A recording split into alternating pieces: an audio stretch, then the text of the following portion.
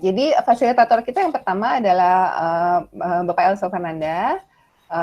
Beliau punya sertifikasi di bidang Human Resource Professional.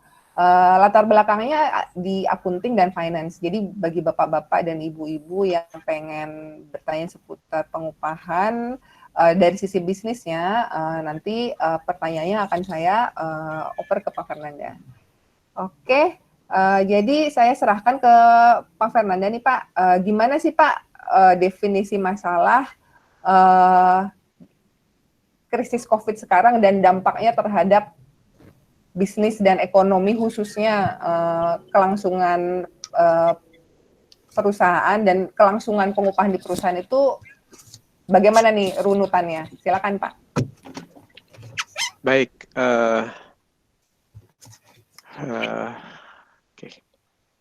Selamat siang semua Bapak-Bapak, Ibu-Ibu. Terima kasih Bu Afia. Tadi Bu Afia sudah memperkenalkan saya ya. Saat ini saya jabat sebagai pimpinan di PT Fathia Sakti Facet Group yang kebetulan menaungi platform gajian gitu. Nah, hari ini sebenarnya tadi kita udah diskusi sebelum meeting ini bahwa kita akan coba untuk saling berdiskusi ya, jadi nggak hanya satu arah. Nanti setelah saya bicara juga ada Pak Muhammad Mustaqim akan bicara juga. Tapi sebelumnya izinkan saya untuk istilahnya memberikan pemaparan sedikit tentang konsep bagaimana sih cara kita mengatur alur berpikir kita di dalam menghadapi isu-isu, terutama terkait HR di masa Corona ini. Jadi izinkan saya untuk present now ya Bu Afia ya. Oke. Silakan Pak. Saya lagi baca-baca pertanyaan dari teman-teman. Nih silakan diketikkan di chat box ya pertanyaannya teman-teman. Nanti sambil acara berlangsung kalau misalnya pemaparan dari fasilitator kita relevan, saya akan bacakan pertanyaan dari teman-teman. Oke. Udah terlihat ya Bu Afia ya? Slide-nya udah terlihat ya? Sudah kelihatan. Oke. Efisiensi biaya pengupahan di masa corona. Jadi saya lebih fokus ke situ saat ini. Kita tahu bahwa krisis COVID-19 ini itu punya dua dimensi masalah ya. Yang pertama adalah masalah kesehatan sendiri ya.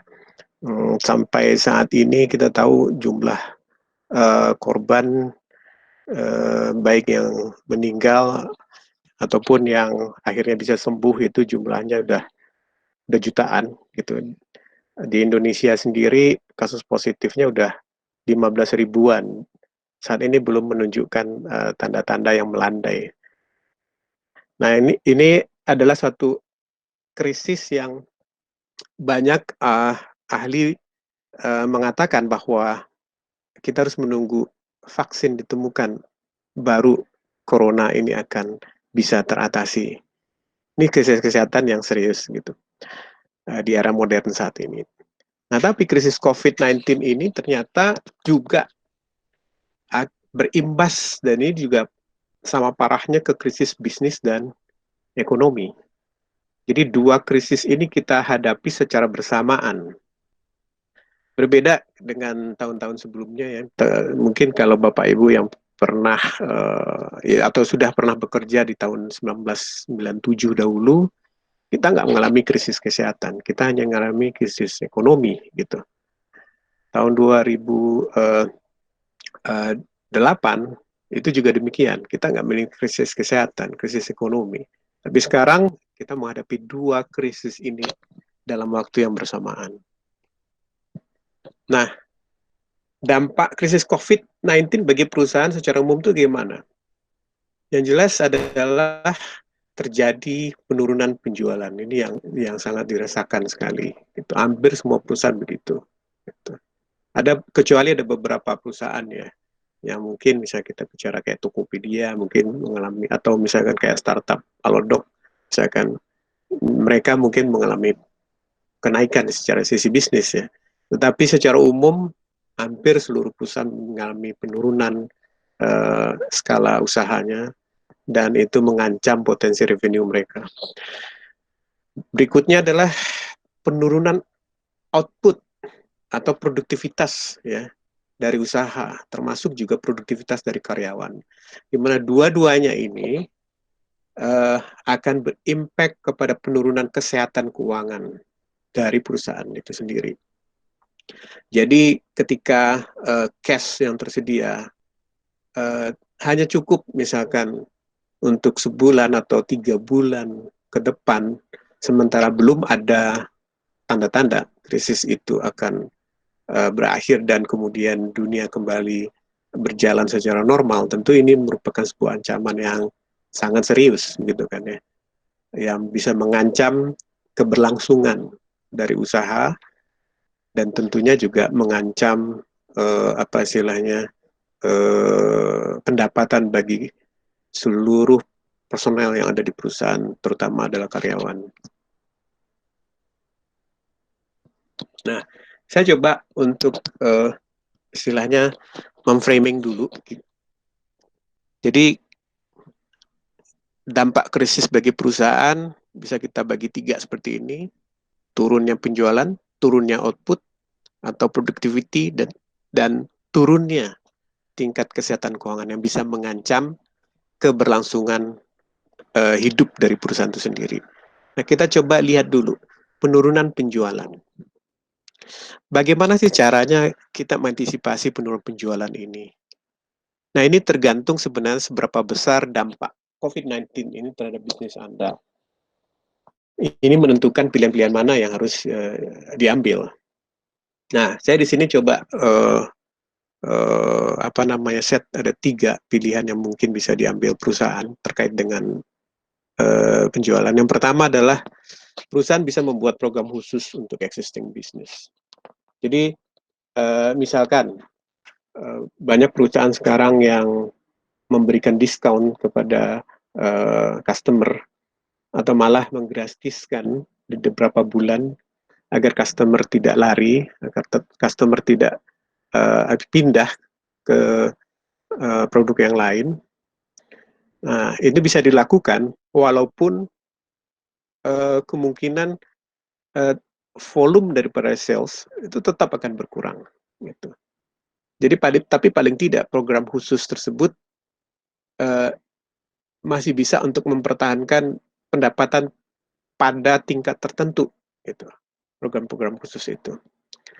Nah, tapi ada juga bisnis existing yang memang sudah nggak bisa lagi dipertahankan. Atau misalkan masih bisa dipertahankan, tetapi keniscayaan bahwa volume bisnisnya anjlok dalam tingkat yang signifikan.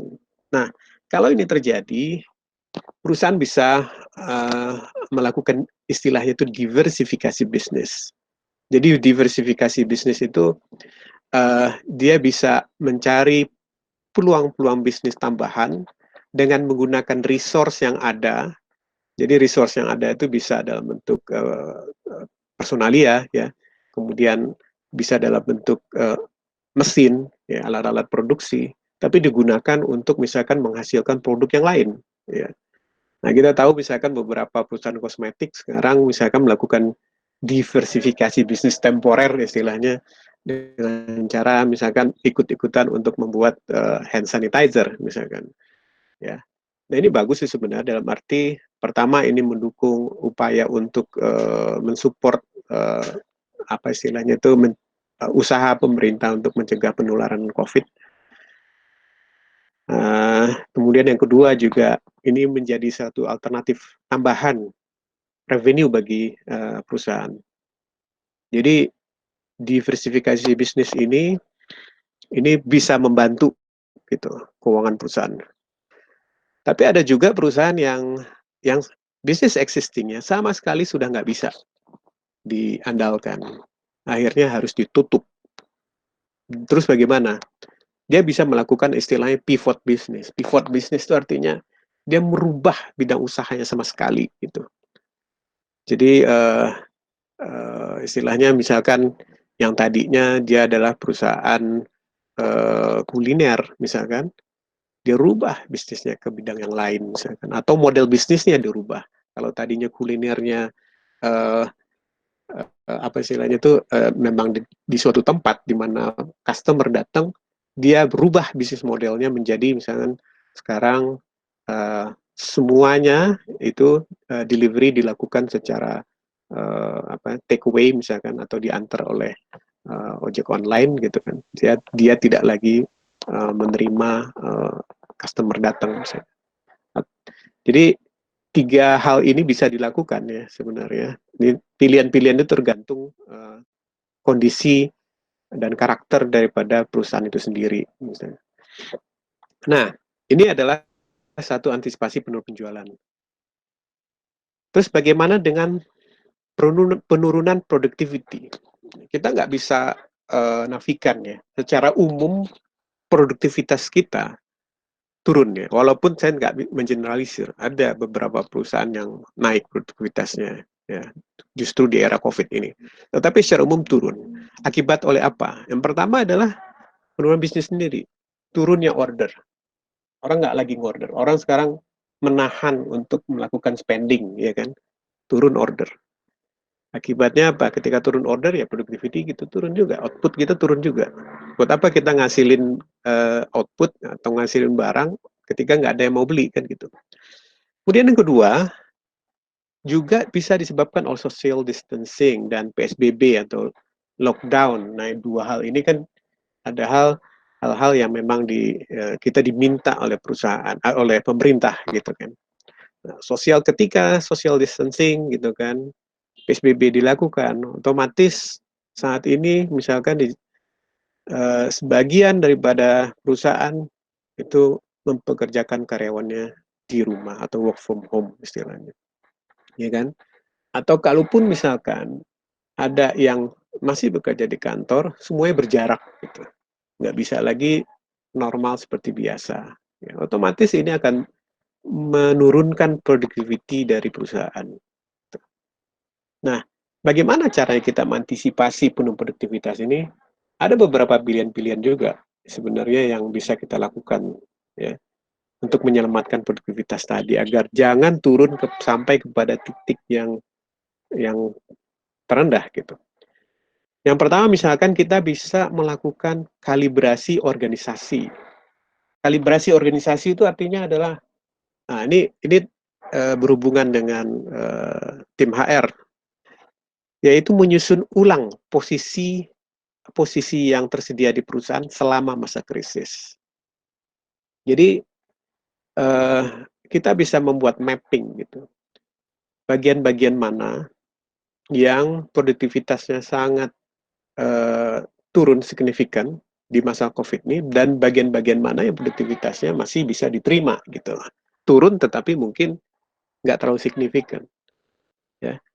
Nah tetapi yang posisi-posisi yang istilahnya di masa corona ini kasarnya kita sebutlah magabut misalnya, dia terpaksa, jadi bukan voluntarily tapi dipaksa oleh keadaan untuk magabut ya, gaji buta gitu. Inilah posisi yang harus kita kalibrasi. Gimana? Ya kita harus menata kembali posisi-posisi yang tidak produktif tadi bisa dipindah gitu kan, mensupport misalkan bagian-bagian lain yang diperlukan justru untuk oleh perusahaan di masa krisis ini. Jadi kita bisa aja memindah suatu karyawan dari posisi yang tadinya kita lihat dia tidak sama sekali tidak produktif ke posisi yang lain ya, yang dia bisa berkontribusi lebih di situ gitu.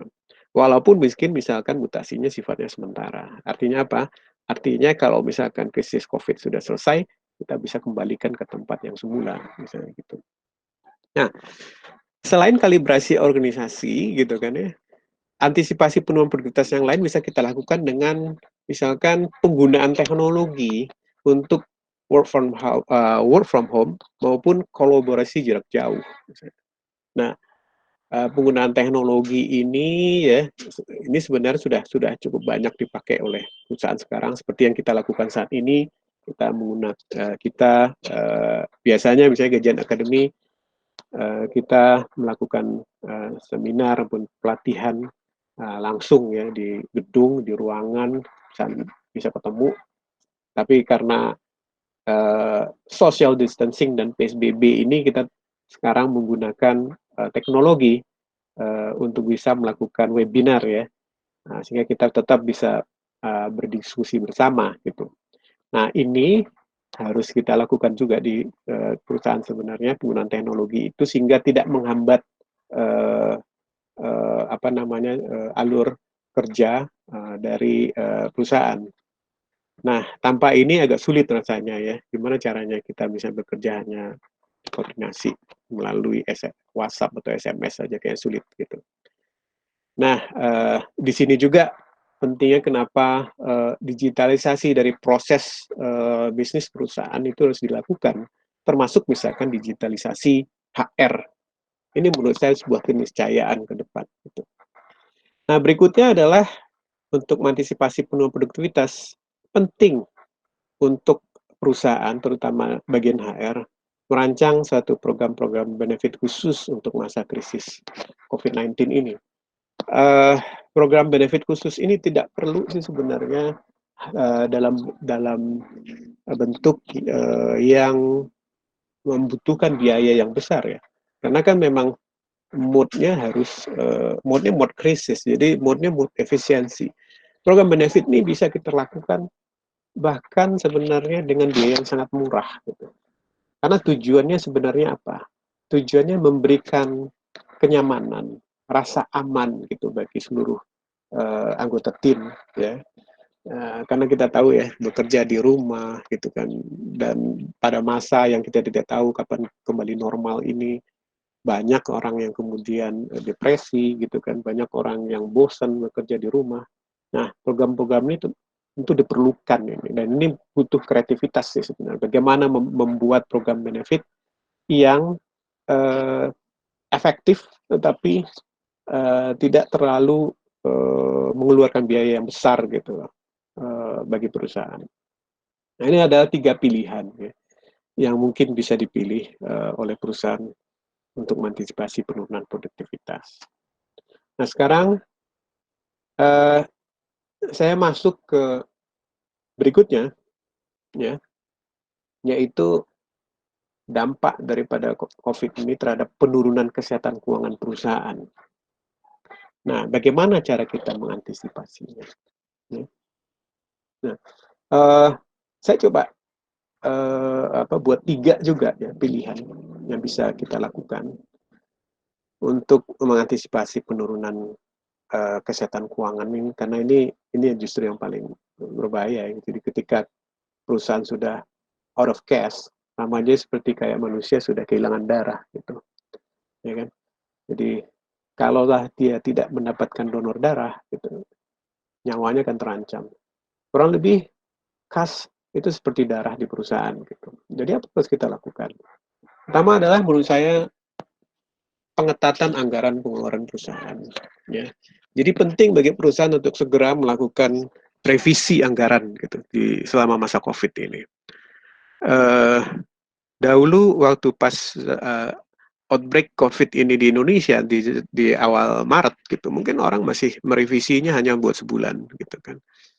Karena dengan pertimbangan April udah normal kembali. Tapi sekarang mungkin revisi itu nggak lagi hanya cukup sebulan. Bahkan mungkin udah nggak cukup 3 bulan. Ada yang sekarang merevisi anggarannya udah sampai 1 tahun ke depan. Bahkan sampai 2 tahun ke depan. Gitu. Jadi sudah mulai menyesuaikan dengan asumsi-asumsi baru ya yang terjadi di masa COVID ini. Jadi menurut saya pengetatan anggaran pengeluaran perusahaan adalah suatu keniscayaan gitu, bagi perusahaan untuk bisa survive dan melewati masa COVID ini dengan aman. Nah, ini adalah sesuatu hal yang juga masih bisa kita kontrol ya dalam kendali perusahaan sebenarnya. Nah, antisipasi berikutnya adalah perusahaan bisa mencari pembiayaan atau talangan dari pihak eksternal. Gitu. Nah, caranya gimana misalkan? Ya, misalkan pergi ke bank, ya, atau ke investor. Walaupun ini terus terang mencari pembiayaan atau talangan dari pihak eksternal ini agak sedikit membuat perusahaan itu berada pada bargain position yang lemah gitu, ya, karena karena banyak banget pasti yang mencari pembiayaan talangan ini, sementara lembaga keuangan pasti akan sangat hati-hati di dalam memilih gitu kan. Jadi mencari pembiayaan dana talangan ini ada tingkat kesulitan sendiri di masa COVID ini. Ya. Tapi bagaimanapun ini adalah sebuah pilihan, sama seperti yang saya bilang tadi di depan, bahwa sama seperti orang yang kehilangan darah gitu kan ya, setelah operasi, mau nggak mau harus ada donor darah. Apapun, ya, seberapapun cost-nya, ya, untuk survive, itu harus ada. Nah, bagaimana kalau nggak ada misalkan dana talangan ini? Pilihan ketiga ini bisa dilakukan, yaitu penjualan sebagian aset perusahaan untuk menambah kas tersedia. Mau nggak mau gitu kan, kalau kita punya stok, ya udah, stoknya kebetulan juga nggak bisa diputar lagi dalam bentuk penjualan yang normal gitu kan, kita bisa jual dalam bentuk bulk gitu kan ya, atau ada peralatan-peralatan gitu kan yang sudah nggak terlalu dipakai lagi, kita bisa jual, walaupun sama seperti yang tadi, bahwa menjual aset pada masa krisis itu pasti mau nggak mau akan mengalami tekanan harga. Jadi kita sulit untuk mendapatkan nilai penjualan yang pas menurut pendapat kita ya. Itu tadi. Jadi tapi paling tidak gitu kan, dari ketiga pilihan ini ya, yang paling penting adalah bagaimana kita memiliki apa istilahnya tuh, pasokan cash, availability of cash gitu, sehingga nyawa kita atau nyawa perusahaan bisa diperpanjang. Nah, saya masuk sekarang ke tadi kita sudah bahas upaya bagaimana untuk mengantisipasi penurunan penjualan, kemudian antisipasi penurunan produktivitas, dan mengantisipasi penurunan daripada tingkat kesehatan perusahaan. Nah, salah satunya tadi adalah untuk penurunan keuangan perusahaan, upaya adalah pengetatan anggaran pengeluaran perusahaan. Bagaimana cara kita melakukannya? Nah, pengetatan anggaran pengeluaran perusahaan, menurut saya di sini saya coba turunkan lagi menjadi tiga pilihan usaha. Yang pertama adalah melalui penundaan pembayaran. Jadi ditunda. Jadi kalau misalkan pengeluarannya harusnya hari ini, kita tunda. Gitu. Kemudian bisa juga melalui pengurangan biaya. Jadi kalau misalnya yang tadinya 100, gimana cara kita sekarang bayar cuma 50. Gitu. Ya. Dan ketiga adalah penghapusan item biaya. Artinya yang tadinya kita harus mengeluarkan biaya untuk ini, sekarang udah nggak perlu. Udah kita hilangkan. Kita nggak pakai lagi itu. Gitu. Nah, ini tiga nih untuk pengetatan anggaran pengeluaran perusahaan. Jadi ditunda, dikurangi, atau dihapus saja sama sekali. Gitu. Ya. Nah, kita masuk ke ini dulu. Sebelum masuk, kita elaborasi tiga upaya apa namanya, efisiensi tadi, kita masuk dulu ke biaya operasional. Karena yang kita efisiensikan tentu paling utama adalah biaya operasional. Jadi kita tahu bahwa komponen biaya operasional perusahaan itu bisa kita belah tiga kategori. Pertama adalah biaya marketing dan sales, biaya pemasaran penjualan, kemudian yang kedua adalah biaya gaji dan benefit, atau kita bisa sebut juga istilahnya biaya pengupahan, dan biaya-biaya operasional lainnya. Nah, biaya gaji dan benefit atau biaya pengupahan ini termasuk di biaya yang memiliki porsi terbesar di dalam perusahaan sebenarnya. Ya. Bisa minimal sepertiga daripada biaya operasional. Bahkan di beberapa perusahaan yang memang mengandalkan SDM, sumber daya manusia, sebagai resource utama, itu bisa aja mencapai 60-70% daripada biaya operasionalnya. Nah, kenapa ini perlu saya singgung? Karena kita akan elaborate lebih jauh bagaimana kita bisa melakukan efisiensi dari biaya-biaya operasional, khususnya biaya pengupahan. Apa yang harus kita pertimbangkan dan pilihan-pilihan apa yang bisa kita lakukan gitu. Nah, kita masuk ke efisiensi biaya pengupahan gitu. Nah, sebelum kita melakukan efisiensi pengupahan, ya, ada hal-hal yang sudah harus kita lakukan terlebih dahulu, ya. Yaitu yang seperti saya sebutkan di depan ya, terkait dengan upaya untuk antisipasi penurunan productivity. Ini harus kita lakukan dahulu ya. Contoh misalkan kalibrasi organisasi. Jadi kalau misalkan ada karyawan yang kita lihat, oke, posisi dia saat ini membuat dia tidak lagi bisa produktif bekerja. Misalkan tidak ada lagi orang melakukan order di situ gitu. Sementara dia melayani customer yang produk itu. Sementara nggak ada lagi order di situ. Apakah dia akan tetap bekerja di situ? Tentu nggak bisa gitu. Sementara gaji dia tetap harus berjalan gitu. Nah, dia harus dikalibrasi gitu kan. Ditempatkan ke posisi yang dia bisa produktif dan berguna bagi perusahaan di masa krisis ini. Ya. Nah, kemudian penggunaan teknologi misalkan, aduh,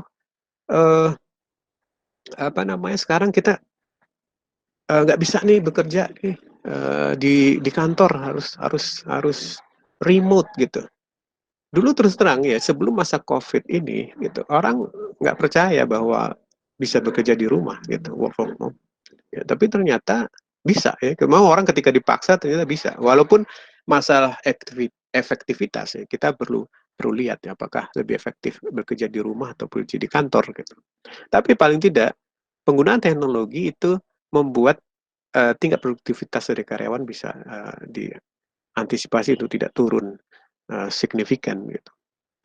Terus program benefit tadi. Nah, tiga program ini paling tidak bisa menahan turunnya productivity gitu. Nah, kenapa? Karena kalau produktivitas tetap berjalan gitu kan dengan baik, ya artinya karyawan bisa berkontribusi pada level yang walaupun turun dari level biasa, tetapi bagi perusahaan itu bisa mensupport daripada kita melakukan efisiensi biaya pengupahan gitu. Tentu harapannya adalah karyawan kalau bisa tetap mendapatkan gaji dalam jumlah yang sama gitu kan, hak-hak benefit dalam jumlah yang sama, tidak ada perubahan.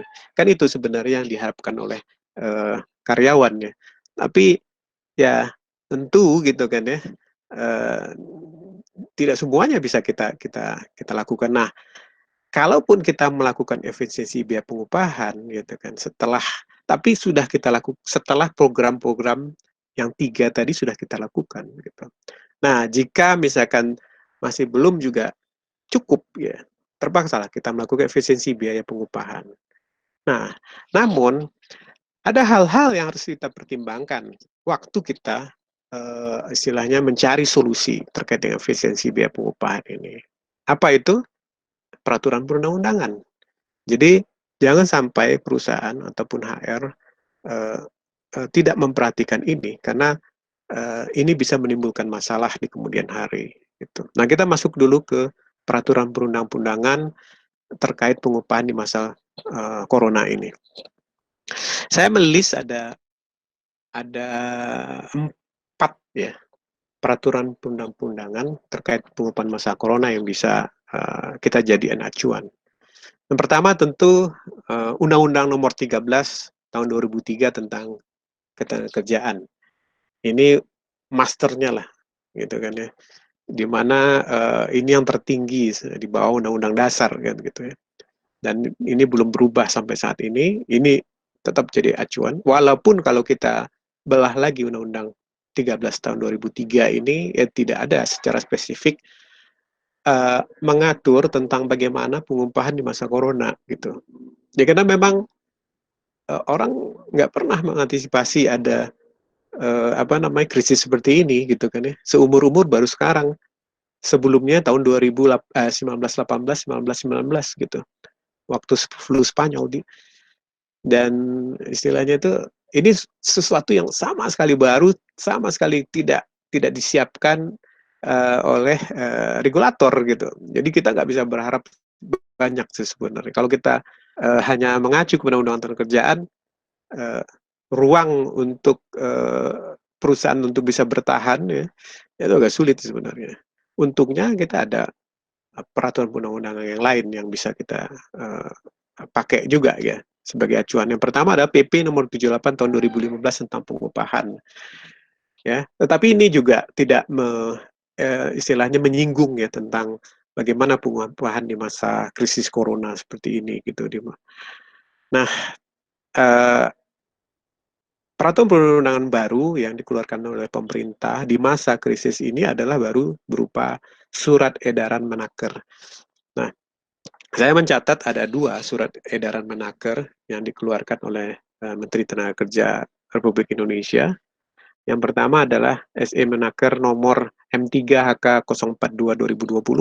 Ini terkait dengan perlindungan kerja, karena pemerintah sudah mulai menyadari saat itu bahwa ekonomi akan turun drastis, jadi yang mengancam gitu kan ya keberlangsungan perusahaan, sehingga membuka potensi untuk terjadinya misalkan pemutusan hubungan kerja dan lain-lain di situ.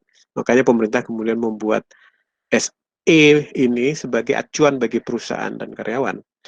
Dan kemudian pemerintah melanjutkan lagi dengan menerbitkan SE Menaker baru nomor M6 HI 0001 5 2020. Ini baru bulan Mei diterbitkan. Ini terkait dengan pembayaran THR. Nah, sekarang kita coba elaborate sedikit tentang peraturan ini. Saya nggak masuk ke Undang-Undang Nomor 13 karena sifatnya sangat umum. Saya masuk ke 78 dulu, tahun 2015 PP ini. Nah, ketika kita bicara efisiensi, satu hal yang mungkin ada di dalam benak kita adalah pengurangan gaji, kan seperti itu, pengurangan upah atau pemotongan upah. Nah, di PP nomor 78 tahun 2015 ini disebutkan perusahaan dapat memotong upah karyawan hanya untuk hal sebagai berikut. Yang pertama adalah denda.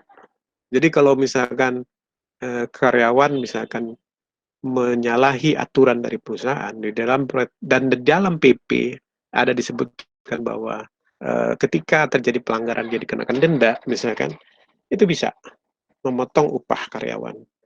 Kemudian yang kedua adalah ganti rugi, ya. Misalkan karyawan secara tidak sengaja misalkan merusak gitu kan peralatan ataupun secara kesengaja merusak aset-aset perusahaan ya yang dibutuhkan untuk operasional, dan itu bisa dipotong dari upah karyawan dalam bentuk ganti rugi. Kemudian uang muka upah. Jadi uang muka upah itu artinya adalah misalkan dia waktu pertama kali bekerja ya, atau misalkan dalam bulan-bulan penggajian dia minta dulu misalkan cash advance ya, istilahnya cash bond lah misalnya gitu ya, padahal dia belum bekerja gitu. Nah, ini bisa dipotong nanti pada saat penggajian. Kemudian berikutnya adalah pembayaran hutang atau cicilan hutang seperti employee loan misalkan, itu juga bisa dipotong. Dan sewa rumah atau sewa barang-barang milik perusahaan yang disewakan untuk cuma 5 ini yang dapat dipotong oleh karyawan untuk hal-hal sementara untuk pemotongan yang lain itu tidak spesifik disebutkan di PP nomor 78 ini. Nah, itulah saya lihat kenapa pemerintah kemudian mengeluarkan SE Menaker nomor M3 HK04 ini. Ya, di sini ada beberapa poin yang saya tunjukkan di dalam screen ini ya.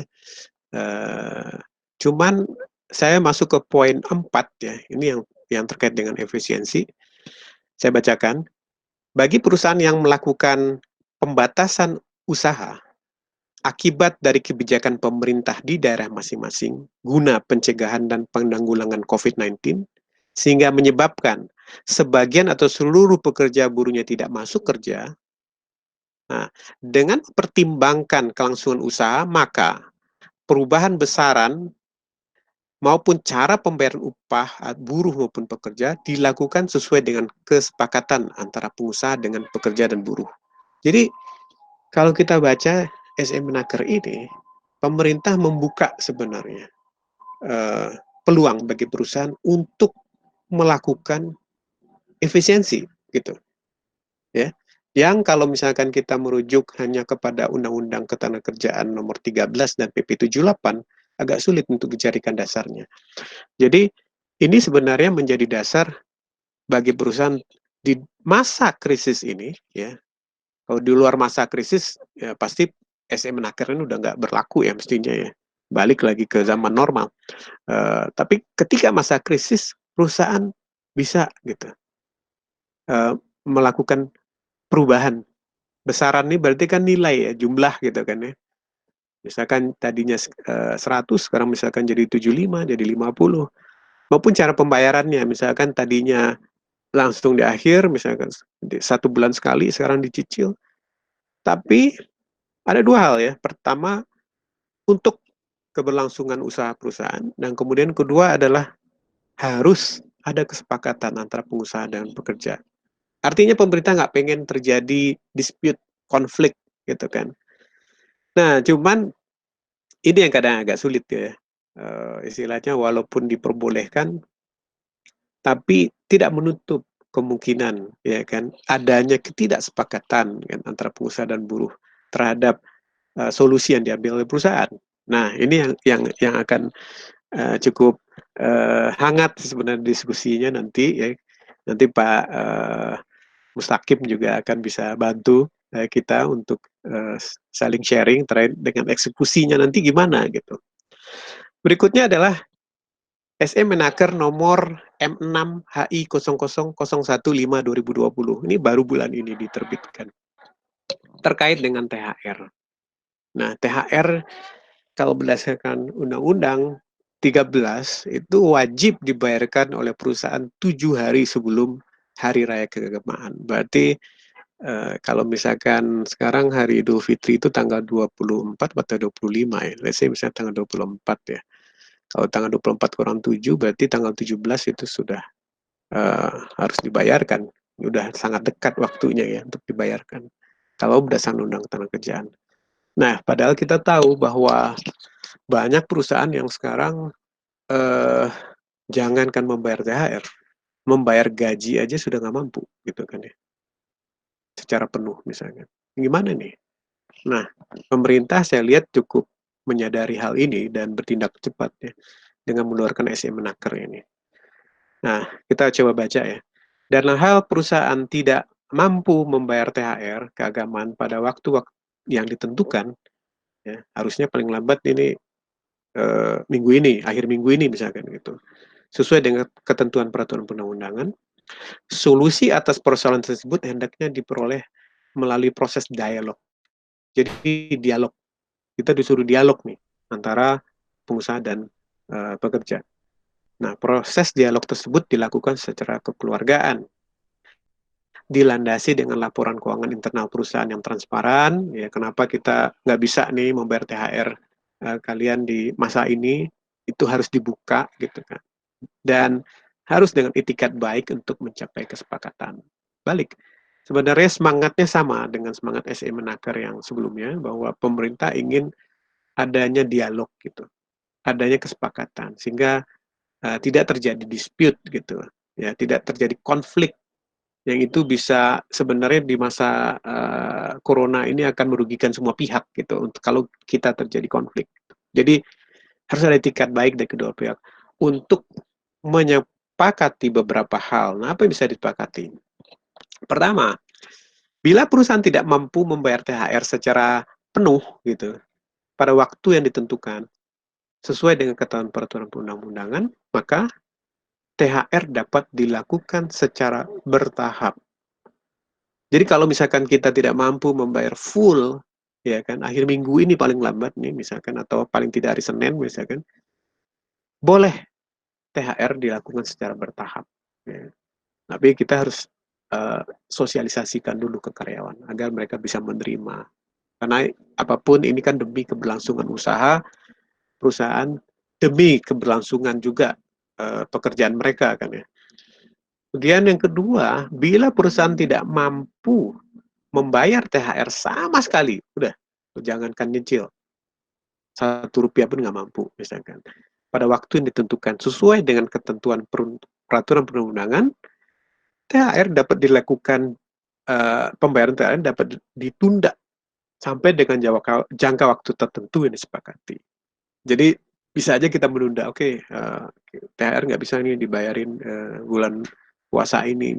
Gimana kalau kita janjikan misalkan bulan depan, 3 bulan lagi atau akhir tahun. itu diperbolehkan berdasarkan SE Menaker ini. Ya. Jadi sebenarnya SE Menaker ini bisa jadi dasar bagi perusahaan ya untuk melakukan upaya terkait efisiensi biaya pengupahan. Nah, ini adalah yang harus kita perhatikan. Jadi ada 4 tadi ya. Undang-Undang Nomor 13 PP 78 dan 2 SE Menaker yang baru aja dikeluarkan oleh pemerintah. Nah, setelah program-program tadi ya kita lakukan dan kita memperhatikan juga peraturan undang-undangan yang berlaku, baru kita bisa mencari solusi apa kira-kira upaya yang bisa dilakukan perusahaan untuk melakukan efisiensi biaya pengupahan selama corona. Nah, di sini saya coba bagi 3 juga upaya-upayanya. Yang pertama adalah penundaan pembayaran sebagian upah karyawan. Ya, jadi ditunda sebagian upahnya. Tadi juga kemudian, dan ini sudah diperbolehkan di SE Menaker tadi, asal tadi ya, berdasarkan kesepakatan. Kemudian ada yang kedua, pengurangan komponen atau besaran komponen upah. Jadi kalau komponen yang tadi ada 5, sekarang cuma 4, 3, atau satu komponen tadi aja ada 100, sekarang dikurangi jadi 70 misalnya. Ya, tapi tetap dibayarkan tepat waktu misalkan. Atau bisa juga kalau sudah tidak bisa ditunda, dikurangin juga nggak bisa, karena memang perusahaan sudah tidak mampu lagi untuk membayar gaji karyawan, apalagi misalkan karyawannya juga sudah tidak sama sekali sudah nggak bisa diharapkan untuk bisa berkontribusi. Let's say misalkan kalibrasi udah dilakukan, ya, dicoba dicarikan posisi yang bisa berkontribusi nggak ada lagi misalkan, ya kan? Sementara perusahaan juga tidak bisa lagi menggaji dia, gitu. Pilihan terakhir adalah layoff karyawan, gitu. Jadi, nah kita coba bahas satu-satu ya, 3 opsi ini. Kita mulai dulu dari penundaan pembayaran upah. Apa yang bisa kita lakukan? Yang pertama, kita bisa membayar upah secara termin. Ya, balik lagi peraturan undang-undang ini diperbolehkan zaman corona ini untuk keberlangsungan usaha. Kita lakukan termin, misalkan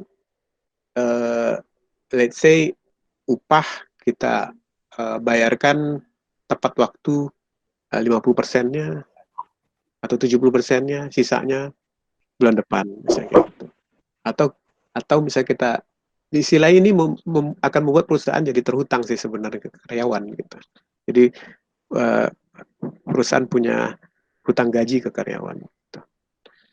Nah, kemudian kedua bisa juga upahnya ditangguhkan sama sekali, jadi nggak dibayarkan.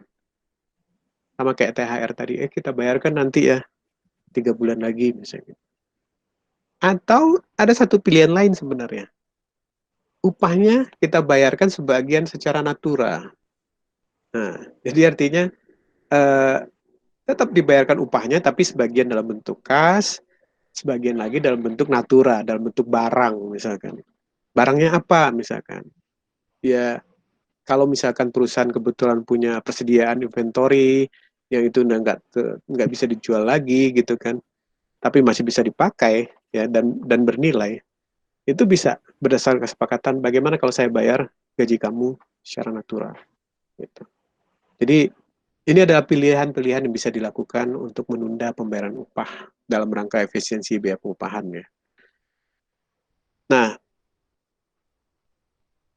berikutnya ada hal-hal lain juga yang harus ditunda sementara untuk pengetatan biaya gaji. Ini tambahan sih sebenarnya. Yang pertama adalah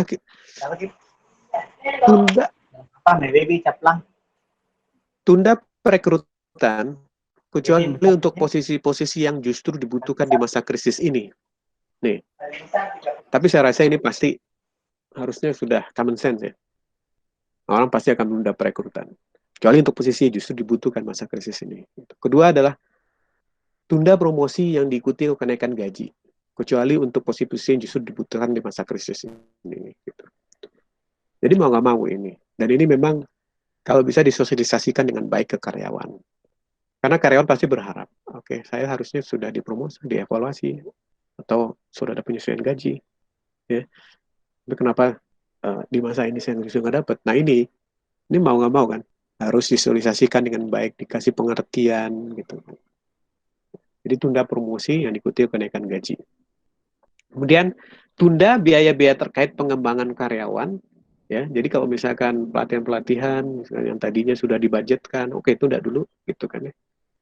Dan atau alihkan ke alternatif program pengembangan lain yang lebih ekonomis secara biaya. Ya. Nah, kita tahu sekarang banyak apa istilahnya perusahaan-perusahaan yang kemudian membuat pelatihan-pelatihan dalam bentuk webinar, dalam bentuk online, misalkan yang jauh lebih efisien ya. Nah, saya rasa itu menjadi pilihan juga ya, dalam arti kita bisa mengurangi biaya pengembangan, tetapi tidak menghentikan program pengembangan karyawan itu sendiri gitu. Nah, tadi kita sudah membahas pilihan untuk menunda pembayaran upah kan itu. Ada beberapa opsi tadi. Berikutnya adalah pilihan pengurangan komponen atau besaran upah selama masa corona. Ya. Apa bisa kita lakukan? Pertama adalah kita bisa mengurangi besaran dari tunjangan tertentu pada pengupahan. Ya, seperti misalkan tunjangan transport, tunjangan makan, tunjangan jabatan. Itu bisa aja kita kurangi. Tapi balik lagi, kalau bisa sepakat dulu dengan karyawannya gitu. Itu bisa kita kurangi. Jadi tunjangan dulu kita kurangi. Misalnya kita bicara tunjangan transport. Karyawan sekarang juga tidak apa namanya bekerja misalnya work from, otomatis mereka hemat dalam sisi transportasi, ya transportasi. Nah, kita bisa aja mengurangi atau menghilangkan tunjangan transportasi diganti dengan tunjangan pulsa misalkan untuk mereka work from home, which is ini lebih murah pasti dibanding dengan tunjangan transport. Nah, berikutnya adalah kita bisa juga bukan mengurangi, menghapus tunjangan tertentu dari komponen pengupahan. Jadi udah nggak ada lagi selama masa corona ini. Misalnya itu tunjangan ini kita hapus selama masa corona. Gitu. Tunjangan transport kita hapus, nggak dikurangi tapi dihapus bisa. Dan sampai yang paling signifikan misalkan pengurangan besaran gaji pokok, ya pengurangan besaran gaji pokok selama masa corona. Nah ini ya tentu makin ke bawah gitu kan, itu makin ketat ya tentu apa istilahnya diskusi kita dengan karyawan, karena kita tahu gaji pokok itu 75% daripada take home pay biasanya ya. Jadi ketika kita mengurangi besaran gaji pokok tentu dampaknya cukup signifikan, tetapi balik lagi ini dimungkinkan zaman darurat masa COVID ini untuk kita lakukan. Berikutnya adalah yang terakhir ini yang paling dihindari sebenarnya adalah pilihan layoff karyawan. Jadi untuk layoff karyawan itu intinya adalah karyawan tidak lagi bekerja gitu kan. Nah, ada beberapa pilihan. Yang pertama, dia dirumahkan ya. Selama beban kerja memang tidak ada ya, kamu udah nggak ada job misalkan ya. Udah kamu di rumah tapi digaji pada tingkatan tertentu. Jadi masih digaji. Ya, misalkan digaji 30% atau berapa, paling tidak dia cukup untuk biaya hidup dia, ya walaupun dia di rumah. Atau bisa juga ini yang lebih berat lagi, yaitu kita minta untuk unpaid leave. Kalau unpaid leave berarti ya cuti di luar tanggungan. Nah ini memang perlu kan ada dialog dengan karyawan, karena unpaid leave ini permintaannya harus dari karyawan gitu. Dan karyawan tidak dibayar sama sekali, tapi tetap dia masih memiliki status sebagai status karyawanannya tetap terjaga. Artinya ketika unpaid leave-nya selesai, dia bisa kembali ke perusahaan dan bekerja seperti biasa gitu. Unpaid leave. Atau yang terakhir, ini yang paling dihindari sebenarnya, dan pemerintah juga meminta untuk karyawan tidak melakukannya, adalah pemutusan hubungan kerja atau PHK. Gitu. Ya. Nah, oke. Tentu untuk PHK ini ya balik lagi, ada hal-hal khusus juga yang harus diperhatikan oleh perusahaan. Balik lagi ke peraturan perundang-undangan yang ada gitu. Karena biasanya konflik terjadi ketika lebih besar potensinya ketika opsi ini dilakukan, opsi PHK ini. Ya. Kita bicara masalah pesangon, ya. Kita bicara masalah penggantian hak gitu. Tapi ini adalah suatu opsi yang niscaya, istilahnya ketika perusahaan sudah tidak bisa lagi melakukan opsi-opsi yang lain ya, sebelumnya akhirnya berujung ke sini. Nah, gitu. Jadi mau nggak mau, demi keberlangsungan perusahaan, kalau memang terjadi ya kita nggak bisa hindari gitu. Nah, tapi semangatnya tentu adalah kalau bisa kita lakukan dulu gitu upaya-upaya sebelumnya yang tadi sudah kita lihat bersama sebelum sampai kepada opsi ini. Nah, sebelum saya tutup pemaparan saya coba sampaikan dulu bagaimana sih sikap kita atau HR bagaimana sih caranya menyampaikan ke karyawan sikap apa yang harus dimiliki oleh karyawan dalam menghadapi krisis. Nah, penting untuk kita sampaikan kepada karyawan bahwa kita harus merubah mindset di masa corona ini. Jadi harus di-set ke surviving mood. Jadi dengan demikian ada sense of crisis. Banyak ya karyawan-karyawan mungkin yang masih belum merasa ada perbedaan misalkan atau masih merasa seperti zaman normal biasa, zaman normal aja misalnya gitu. Padahal sekarang ancamannya luar biasa gitu. Krisis kesehatan dan krisis ekonomi ini. Jadi mindset ini perlu. Surviving mood ini disampaikan kepada karyawan eh, baik melalui meeting-meeting tiap departemen gitu ataupun misalkan melalui meeting umum yang dilakukan oleh HR. Surviving mood ini penting. Sehingga demikian apa yang kita harapkan perusahaan dan karyawan itu dalam halaman yang sama. Ya, semangatnya sama-sama bagaimana kita bisa mempertahankan perusahaan bisa melewati krisis, hidup dan tetap selamat melewati krisis. Karena begitu surviving mode ini tidak keset di setiap karyawan atau setiap anggota daripada organisasi, inilah yang bisa memunculkan terjadinya dispute atau konflik gitu. Kemudian kedua adalah kerja lebih keras untuk hasil yang lebih sedikit.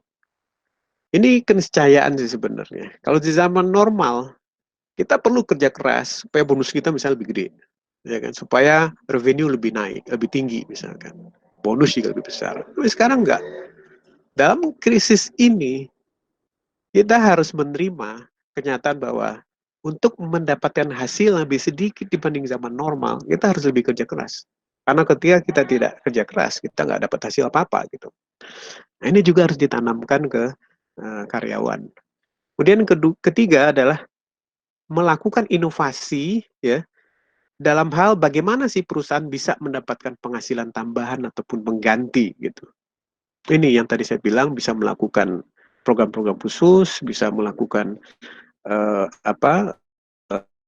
diversifikasi bisnis sampai ke pivoting bisnis gitu, mengganti bisnis modelnya atau bahkan mengganti bidang usahanya agar tetap bisa bertahan.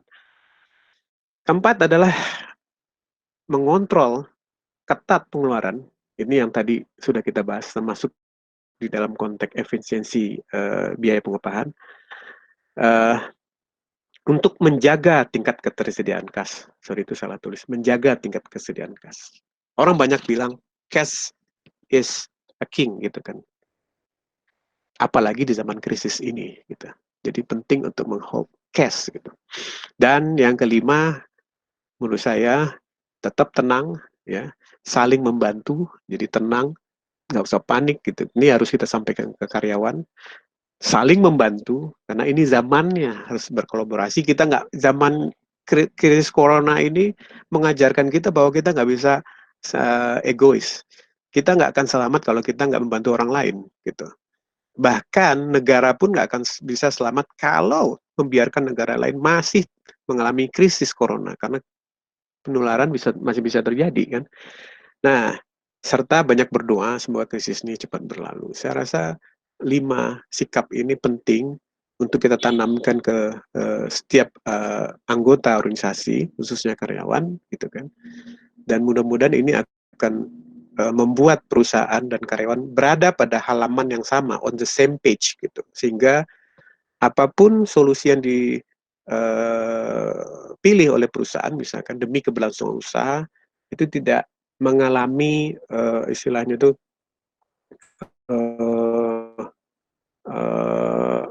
against atau perlawanan gitu kan ya, akibat misalkan perbedaan interest antara perusahaan dan karyawan.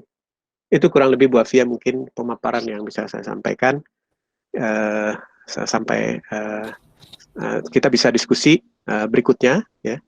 Saya kembalikan ke Bu Afia.